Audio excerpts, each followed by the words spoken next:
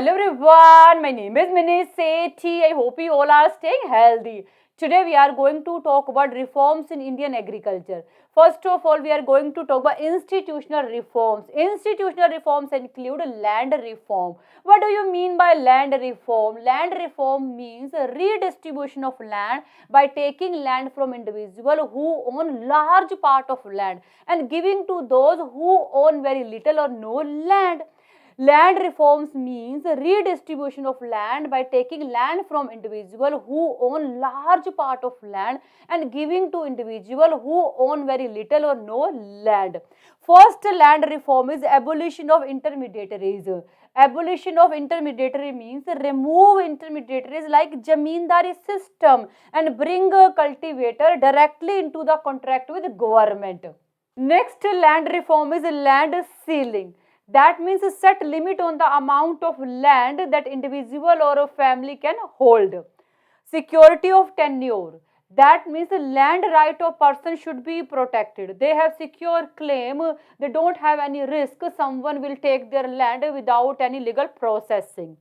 Distribution of surplus land. That means surplus land should be given to landless people. For example, tenants, farmers and agricultural laborers. Cooperative farming. Cooperative farming means where farmers work together and share their knowledge, skill and resources in order to produce more. For example, Amul Dairy Cooperative is established by over 3.6 million milk producer in Gujarat, and this is one of largest dairy cooperative in world. Now we will see general reforms. First general reforms is expansion of irrigation facilities. That means increase the water availability for agriculture production. For example, India government expand irrigation facilities through large scale irrigation project under Pradhan Mantri Krishi Sinchai Yojana. Institutional credit to agriculture, that is sources of financing for farmers so that they can invest in farms and can adopt modern technology. For example, National Bank for Agriculture and Rural Development provide credit and other facilities for agriculture in India. Next general reform is support price policy. When price of agricultural product fall below minimum support price, that government agencies purchase crops from farmers at guaranteed minimum support price so that farmers can receive minimum income even market price is very low. Next is regulated market and cooperative marketing society. Regulated market means where buying and selling of agricultural product is controlled by government in order to protect farmers. For example, agricultural produce market committee.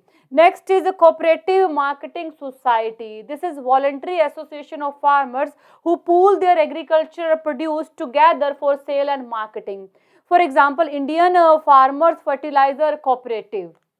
Next reform is technical reforms. Technical reforms include green revolution. Green revolution means a large increase in crop production by the use of artificial fertilizers, pesticides, high yield varieties and improved management techniques. Norman Borlaug is father of international green revolution. M.S. Swaminathan is father of India's green revolution. Before green revolution, agricultural production was very low in India.